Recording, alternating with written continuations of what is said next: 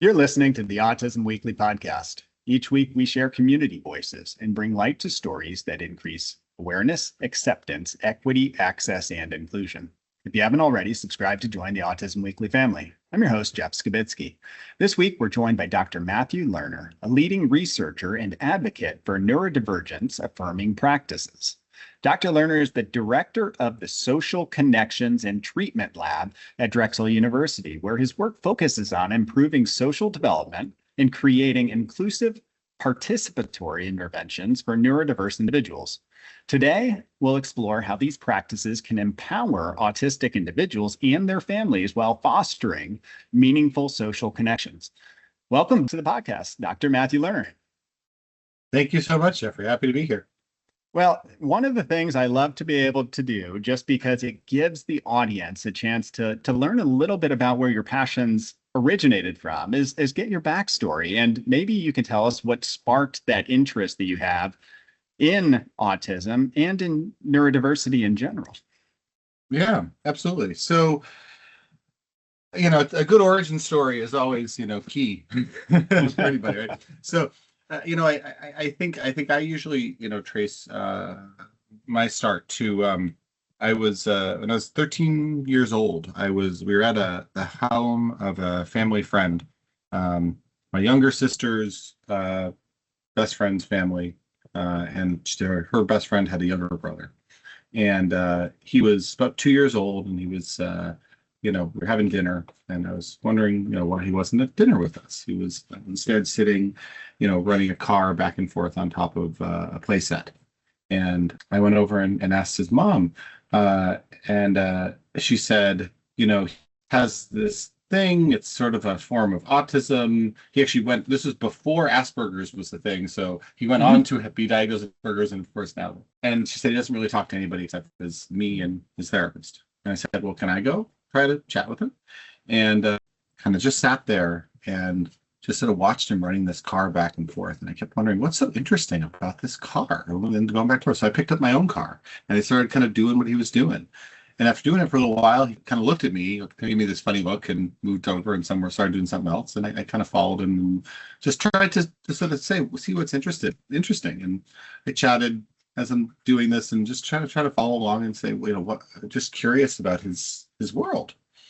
And at the end of about an hour, his mom came to me and said, Madam, I'm sorry, I hope that wasn't, the most boring hour of your life. I said, actually, this is the most interesting, hour of my life. I think so far, I just learned so much from him. And I stood up to go, and the way his mom tells the story is that he then looked up and said, Matthew, bye, Matthew. I don't think that's actually what happened. But we did then strike up a friendship, and I started just going to his house, after school sometimes. It was initially babysitting, then kind of being his buddy. And my job really was to say, all right, how can we make this social world work for him? Sometimes we'd play video games. Sometimes we would just, walk around and talk about things. He was really great. He could recite, whole comic books to me, and, he would read them and just want to share them. And I'd be like, that's great. And then he would, we'd want to go to Friendly's to go get an ice cream, and we'd be walking to Friendly's, and he'd say, order me an ice cream. I'd say, well, let's figure out how you can do that. Like, how do you want to do it? So I never thought that was going to be a career. I did that all through high school, whenever I was at home from college, went to, hung out with him. And I then graduated college, philosophy and music major.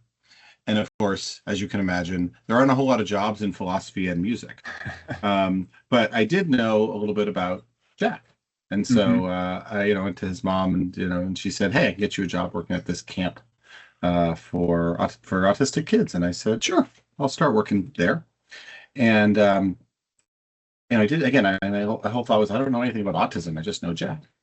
And so I went there, and I had, really a pivotal experience, which is, one, I was working with these teenagers, and I was like, all right, I'm going to learn these really cutting edge methods for, working with these kids and helping them to learn social skills.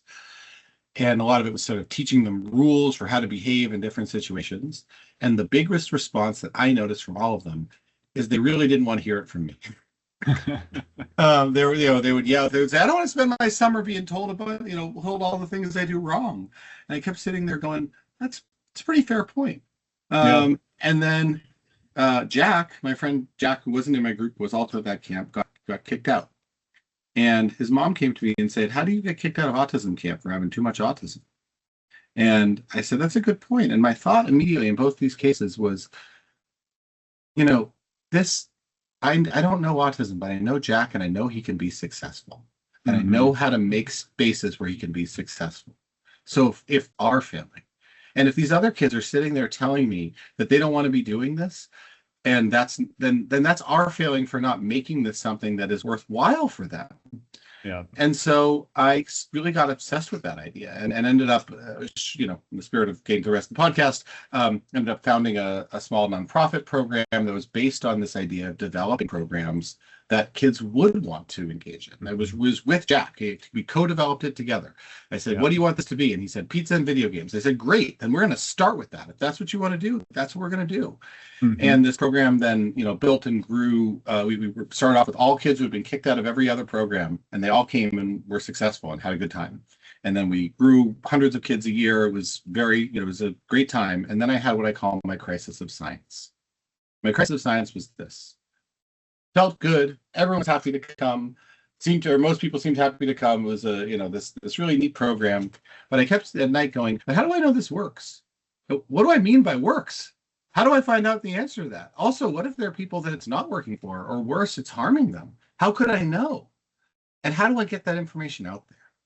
And so I left that and moved into the field of research to basically try to ask those questions. What do we mean by works in the social space, particularly for folks when we're wanting to affirm their own way of being, not just teach them to behave like others? How do we use that information to improve the interventions and approaches that we have to make them work better, to make them more accessible, more meaningful, more efficient? And then how do we use that to make sure that things are disseminated in a way that they can be accessible to everybody and not just people who are fortunate enough to live near the program that they happen to like? Absolutely. And that's kind of what we do. And I love that story. I think that one of the things that would make, I think, us all better is going into social such situations with that same mentality of, I want to understand the other person's perception. I want to understand the other person's perspective. This isn't just for people who are neurodiverse and neurotypical. This is all social interactions, is that it makes that interaction more meaningful. And it will probably make it a better collaborative interaction. But it sounded like you started that early.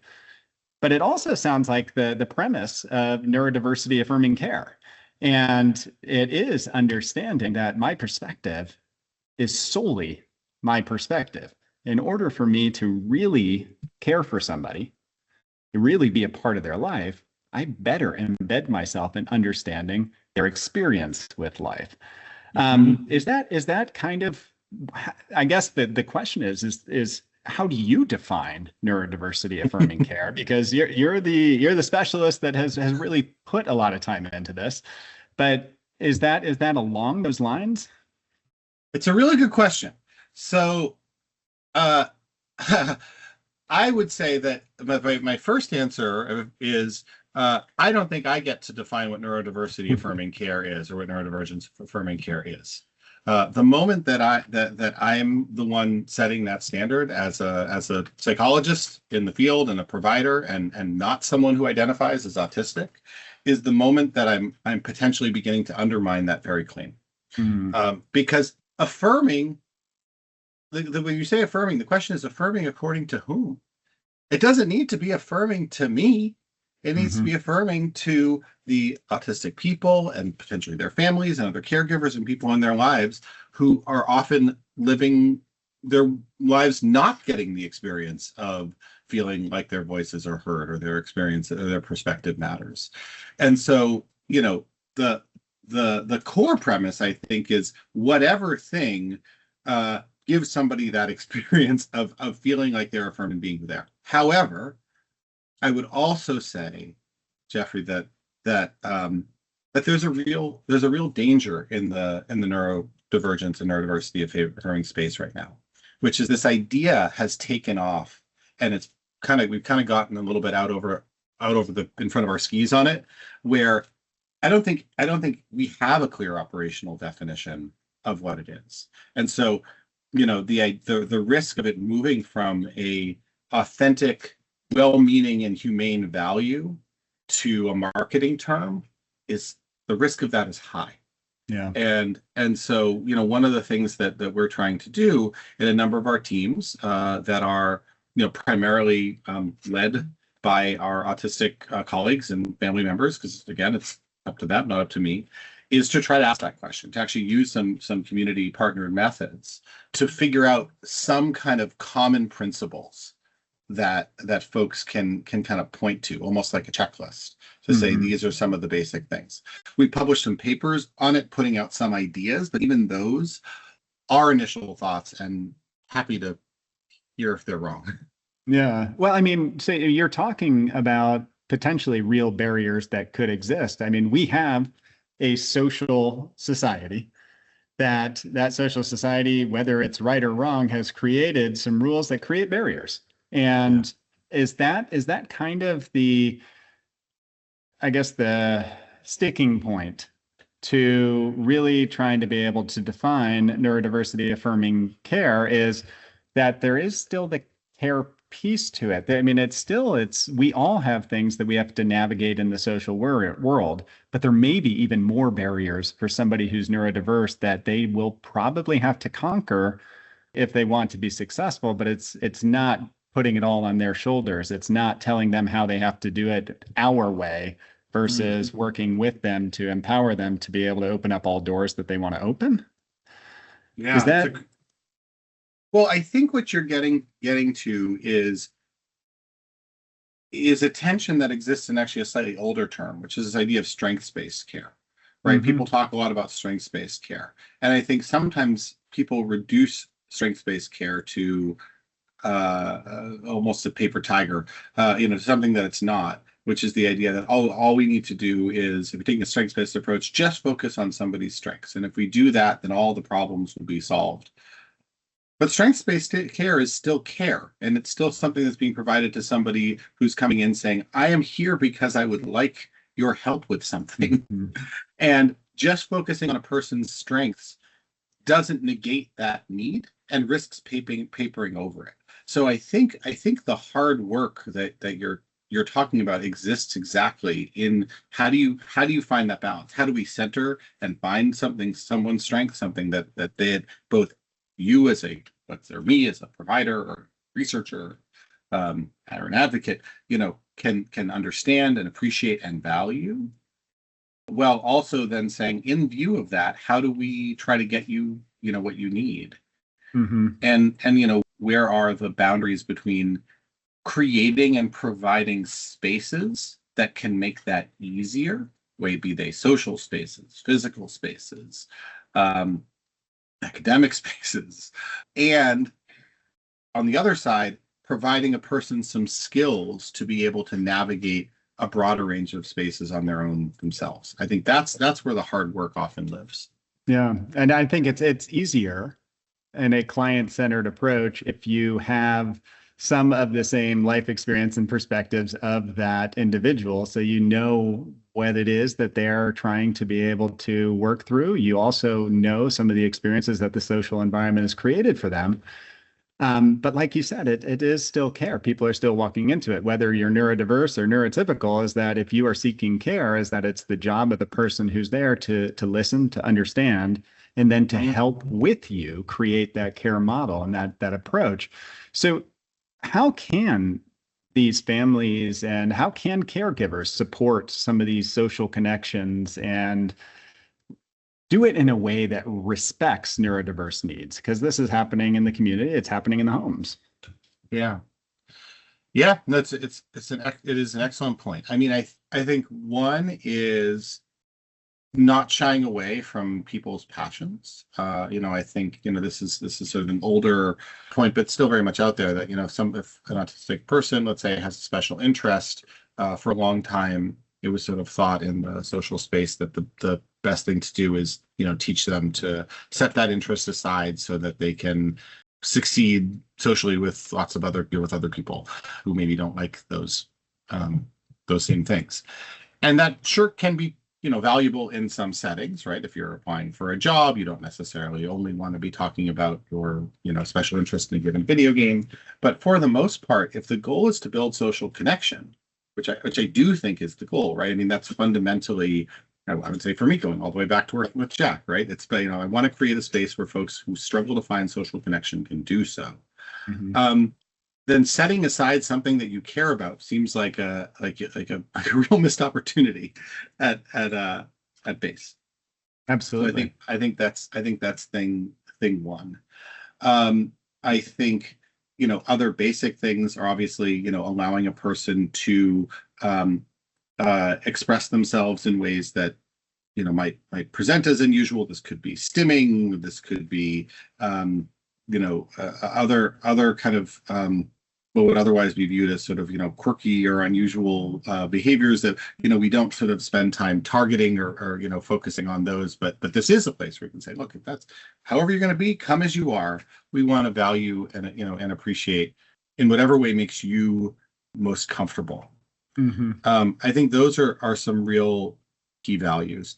Yeah, I mean, and those two things, I think that when I look at the history of treatment, and even back when I started 25 years ago, is that we did look at what we called perseverative interests, things that were intruding, and we tried to limit those. And I think what we've learned over time is that you don't need to do that. You shouldn't always be doing that. And you should be actually utilizing some of that to be able to create a treatment environment that somebody wants to be a participant of, similar to what you were talking about with the camp experience. And well, nobody wanted to hear from me. Nobody wanted to engage in what I was telling them to do.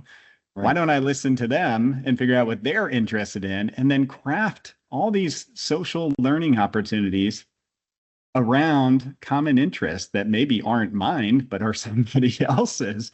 Seems logical. And that's meeting people where they are, which I think is, the other, of course, like it almost seems self-evident, right?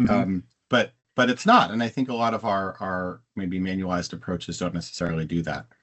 I think I remembered, the last and perhaps most important principle that I wanted to talk about, which is related to that actually, which is, when we're trying to support folks to be socially successful on their terms, which is what we're talking about, I think we need to be really thoughtful about this idea of sort of social rules, right? The idea that, there is a correct way to engage in a social situation, because I think the moment we do that, we potentially set people up because we are giving people a false expectation.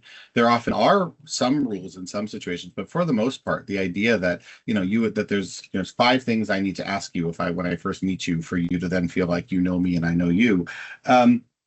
It's good if you tell me that, and I am, let's say, a very systematic thinker, I actually may become more systematic in my thinking. I might become more robotic and then more disappointed when it doesn't go according to my plan. And so I actually think the things that we should be encouraging are, one, flexibility, the capacity to sort of flexibly respond to the different ways that people are going to respond to you socially when you are presenting in a maybe an unexpected way, because everyone presents in unexpected ways. And 2, perhaps even more important, is choice, right? Informed choice.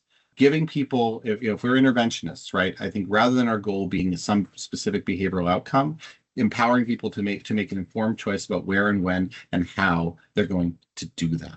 One of my favorite moments of all time as an interventionist, this is almost 20 years ago now, I was running this program that I had developed, which again, sort of based on using like improvisational techniques and video games and things to kind of view this flexibility and let people put in their interests and have a good time while doing it and want to be there.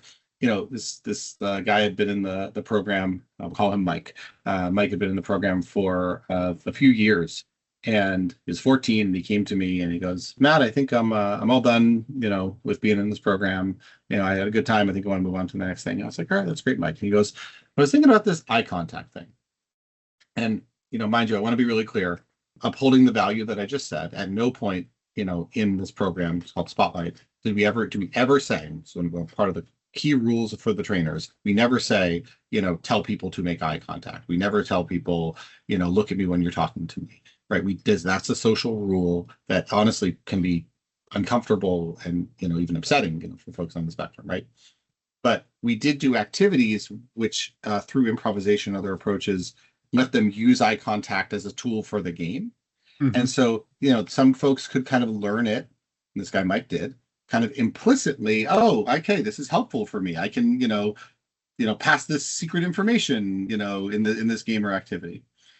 But at the end of, this couple of years doing it, Mike comes up to me and says, I'm done. I was thinking about this eye contact thing. I appreciate that you never made me do it. But I do understand why people do it now. And I've decided it's not for me. And I've decided I'd rather, it makes me more uncomfortable. The trade-off isn't worth it. And I gave him a big high five and I was like, Mike, awesome. That to me was one of the most successful experiences I ever had as an interventionist. Because he could make the informed choice. He knew what it could be for him. And he knew that in his life, affirming his way of being, that was a choice he was going to make. And as far as I know, he's doing great. It turned out he didn't need it.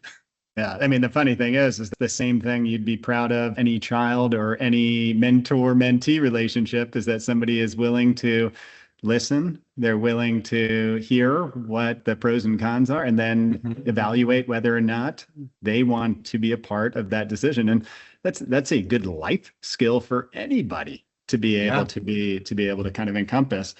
But when you were talking about some of the things that the rules, beyond the fact that could create almost like a culture of blind compliance. So, I mean, not only do you have like a set of social rules that everybody's trying to follow, which creates almost robotic, but you also create some unsafe situations by having a rule-driven component to where somebody feels like they have to give specific responses in specific areas. And it takes some of that autonomy or that self-determination away, which I think is tough. It's a balance that folks need to understand is, how are you able to give that choice, but also to help somebody see values of different rules and some of the downfalls of it. And it's good to be able to present that.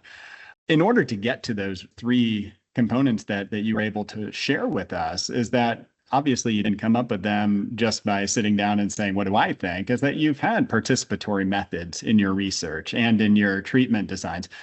How can folks emulate that? How can we make sure that that's always a part of decision making, is making sure that you're hearing the voices of those that are recipients of care? It's a great question.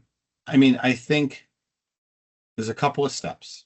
And again, I would acknowledge, folks like, Teal Benavides and Stephen Shore at Asset and Christina Nicolaitis and Dora Raymaker of Aspire. These are two leading groups in the country that have really, I think, changed the face of autism research over the last, 15, 20 years, doing a much better job.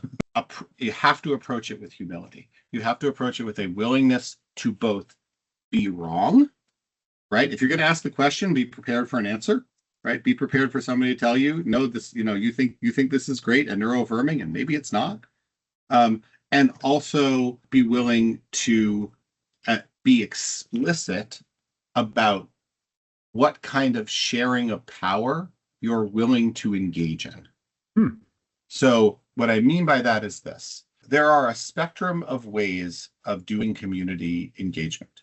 They range, and there's this whole research field actually on this. In fact, I'm leaving in 3 hours to go to the Patient-Centered Outcome Research Institute annual meeting, PCORI, which is a whole national nonprofit that focuses particularly on engagement methods, right? And how do we engage underserved populations? And what this field tells us is that, they range all the way from, asking somebody for a thing and giving them a gift card to saying, thanks for your opinion. And, that's it.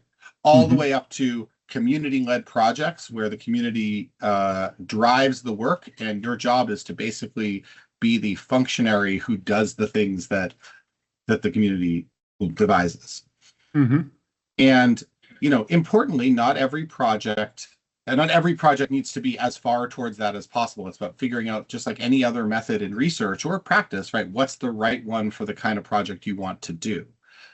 But then understand that there are consequences of sharing power when you do that. If you say that you have a community advisory board, and that community advisory board is giving is guiding some aspect of your, let's say, research program, whether it's the measures you're going to use or how they look or who you're reaching out to or more. Carefully think that through up front and then honor the decision that you have made. I would say this is really hard. I've been in this field for a long time, and I would say it's really only been the last few years that I've come to realize the importance of that piece. Because I think as researchers, we are so used to having the power balance be that the researcher ultimately is the person who's making the decision, and anyone else is there to kind of just help give them some input. Or at the end of the day, it's the researcher's job to veto a decision if they think it's not feasible or not right. But every time you do that, you're reifying the exact power structures that make the research world, often make the clinical world, inaccessible or scary or worse to people in the community. So I think approaching it with those questions, those thoughts about humility around being able to be wrong and being explicit about what kind of power you're going to share, and then going ahead and doing that. And I think I have seen that if folks are willing to come to the table with those two things, the actual process of finding community partners and working with them and running an advisory group or welcoming them onto your team is way easier, because people can feel that you're really willing to give something to earn that trust. No, and I mean, it makes a lot of sense, is that you allow somebody to be a partner versus a terms taker, is that now it becomes a true relationship. So using that premise is that you're still doing a lot of research. You have work going on in the social connections and treatment lab right now. What is it that you all are trying to dive deeper into regarding some of the social development of autistic individuals? Yeah, I appreciate that. So there's a few things going on right now. I like to say that our lab has three wings. So we have a descriptive wing, a research wing, and a really purely community driven wing.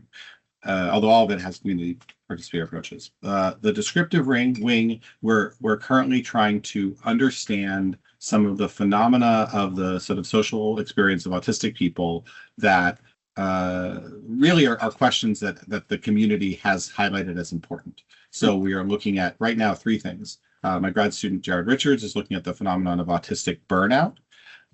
What is that? And actually trying to figure out a way to measure that effectively.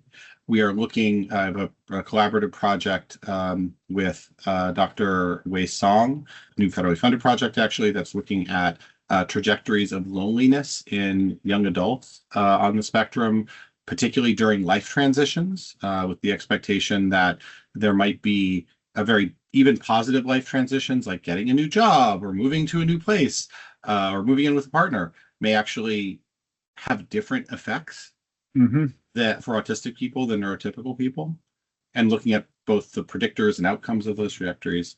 And then we're also doing quite a lot in both the mental health space, understanding the unique ways that mental health can differ in folks on the spectrum, and also kind of what social success looks like in that group. So that's descriptively. In the intervention wing, we are continuing to do studies of that social intervention model I mentioned I've developed over 20 years ago, called STARI, Sociodramatic Affective Relational Intervention. We're moving that into young adults. We have pretty good evidence of it working in teens, and I have a better idea of what I mean by working now than I did 25 years ago, in terms of folks feeling building their own enduring and durable relationships and friendships over time, changing people's ability to think and respond flexibly socially and process social information more efficiently, and to carry that forward out in the world, doing that. We're also doing some work a lot of work in the mental health space, particularly looking at both what are called single session interventions. This is sort of a novel innovation in the youth mental health world that autism is just starting to sort of embrace. These are brief interventions developed by a number of folks, including our colleague Jessica Schleider, which are literally one session online, like 30 to 60 minute micro modules that there's evidence in outside of the autism world that they can affect things like depression, anxiety, and sense of agency 6 or 9 months later. And we've done the first studies of that in autism. And then we also are doing a lot to try to train mental health providers. There's really an epidemic, I think. I think if you want to know what I think the epidemic is in the autism world, I think the epidemic is the mental health providers who don't feel, and other health providers who don't feel confident and competent to treat autistic folks when they come in. There's some studies that suggest that 70% or more of youth mental health providers will turn away an autistic person, even if they're coming there for the thing they claim to treat. I treat anxiety. Great, come on in. Oh, you have autism? I'm sorry, I'm not sure I can treat you. Well, we are trying to work with mental health providers to say, look, your skills, autistic folks are not aliens. They have, they're if somebody's coming in for anxiety, you may need to change your approach a little bit. But we can help you do that, and you can be, successful. And I have some wonderful colleagues: Moskowitz, Rebecca Sachs, Dina Gassner, Alison Amias, Timmy Rosen, and others. The last wing is really, again, very much focused purely, on this idea of, understanding varieties of things from the community. For instance, we're trying to understand what the community, broadly writ large, thinks are neuroaffirming interventions, so that we can do a better job of getting our arms around them. We're working with some support of a contract with that entity, PCORI, actually, developing methods for engaging autistic folks with high support needs who live in residential care, really some of the highest support needs folks who also have mental health concerns, to have more of a say in driving the priorities and discussion in mental health for autistic people. And we have a large study also from the supported by the same agency nationally, where we're actually trying to bring together the autism and behavioral intervention communities to really have an engaged discussion that centers the perspectives of autistic folks, some of whom have had very tough experiences in those spaces, to say, help us map the future of where behavior interventions for that community should go. Yeah, it's a long answer that had a lot of really strong value to it, because I think each of those wings are things that not only are you all looking at being able to enhance the research in, but are things that we should be looking at implementing, or practicality purposes of how do we as a community support those initiatives and make that extra push. I've seen the lack of mental health providers for the autistic population. I've seen that my entire career. And just recently on the medical side, you're seeing more physicians feel more confident, but you still haven't seen it in the mental health world, which I find very interesting. But so you talked about the mental health piece. And when I think about some of the experiences shared to me by parents, they're looking for, broadly speaking, social success, friendships, relationships, their child being able to navigate the world independently and being able to successfully engage in work or school. But I also hear that they have a fear for some of the mental health issues, some of the concerns that are on the radar that you're seeing more data show is that there's higher propensities for, which could be depression, anxiety.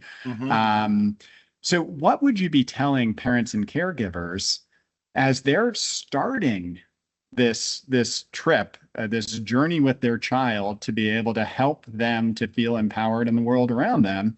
What would you be telling them as far as starting off? Because they're hearing so much. It's like information overload. You mean parents of young kids? Yeah, parents of young kids, or even of adolescents, because the adolescent group is probably where there's a dearth of information on how to be able to provide effective supports right now, and how to be a part of an effective care model. And I think all of this is information that parents are still trying to seek out, but they'd have nowhere to go as far as understanding where to start. Yeah, it's an excellent. I think we should still start from. Families should still start from looking to the literature on evidence-based best practices first, right? I think there's also this sort of misunderstanding sometimes that evidence-based practice and neuroaffirming practice are somehow opposites or at odds with each other. And really, the best care should be both things.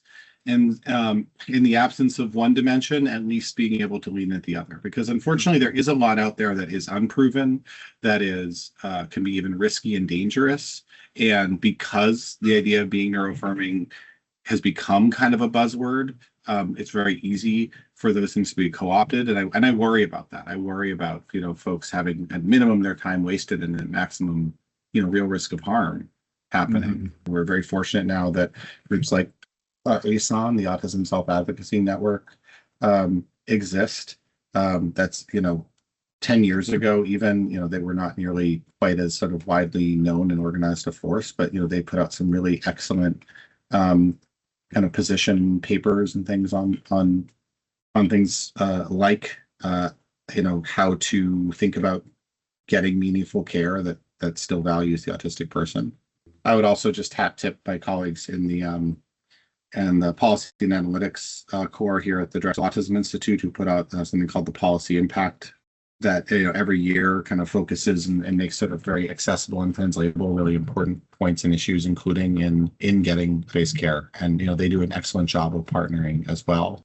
And I mean, that point that you made, evidence-based care and providing opportunities for choice, opportunities for assent, opportunities for engagement, being able to look at client-centered thought processes. Those are not two separate components. These are things where they should be immersed in every single treatment, is the respect of whoever the client is and making sure that they feel a part of that intervention. So I appreciate the fact that you draw that very clear line that, these things aren't separate entities. They're not things that are exclusive of each other, is that they're inclusive. But Matt, thank you so much for coming on today. I think the work that you all are doing, I think that the fact that we're tackling some of these very challenging social issues are important, because a lot of the intervention, a lot of the research that we have focused on for a long time has been on early intervention, has been on childhood. Yeah. These children need to have some autonomy, but as you get older, it becomes even more important to be able to have your voice heard throughout the entirety of the process. And the more that we can empower people and provide them choice in that treatment, I think that we're doing a better job as community members and treatment providers. But it's educating, it's providing that affirmation. But I think that it's also taking the time to make sure that we understand what it is that we're doing and that it doesn't become buzzwords. Exactly. And then importantly, as a field too, you're right. So much work is focused on young kids, but the one thing that most young kids do, they grow up. Yep. and we need to really be, spending time thinking about, how to really support integration or engagement, but real flourishing for autistic folks across the whole lifespan, which is why, the program that I'm fortunate to run within the Autism Institute is called Life Course Outcomes. And that's what we're trying to support here.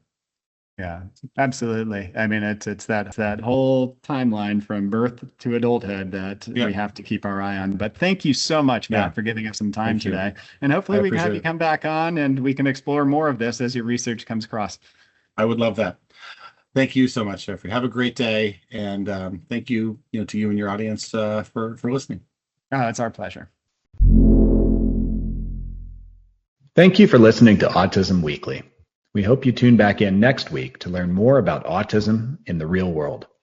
Autism Weekly is now found on all the major listening apps, including Apple Podcasts, Stitcher, Spotify, Amazon Music, and more. Subscribe to be notified when we post a new podcast. Autism Weekly is produced by ABS Kids. ABS Kids is proud to provide diagnostic assessments and ABA therapy to children with developmental delays like autism spectrum disorder. You can learn more about ABS Kids and the Autism Weekly podcast by visiting abskids.com. Thanks for tuning in. See you again next week.